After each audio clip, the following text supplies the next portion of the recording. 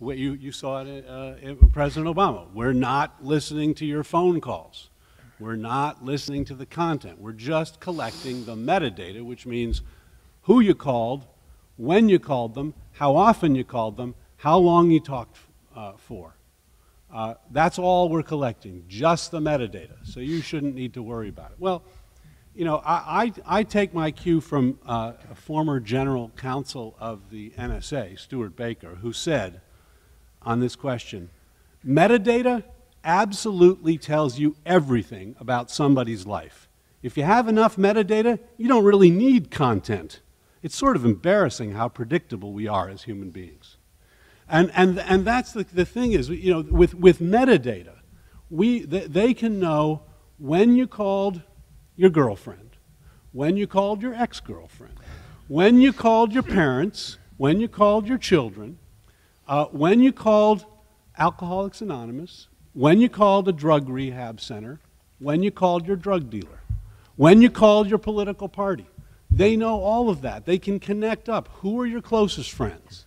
Who are you most closely associated with? Who do you talk to all the time? Who do you talk to only sometimes? That's a tremendous amount of information that they can get. And we got it from General Counsel of the NSA himself. We don't even need content if we can get metadata.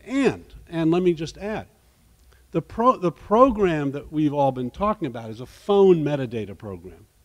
But the law under which the NSA gathered this is not a law that limits to phone company and phone data. It's a law that allows the government to get any business records on anybody, and in their interpretation, literally anybody and everybody. And so they could get email records, who you've emailed, who's emailing you, what websites you're searching, what searches you put into Google. All of that goes to businesses, which then have those records, and under the NSA's theory of how American law should run, they can get any and all of that information, because it might happen that at some point, some of it might be useful to try to find a terrorist.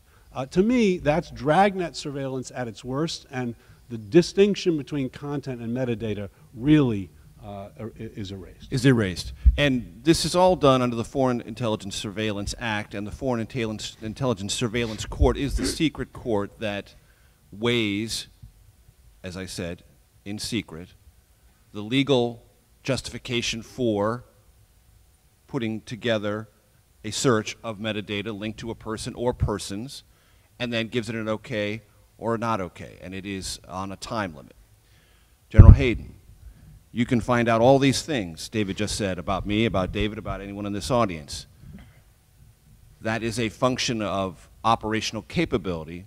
I'd like you to talk about whether you're comfortable with that operational capability. If so, why?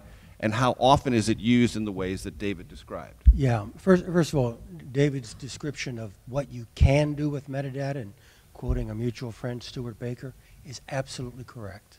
Okay? We kill people based on metadata.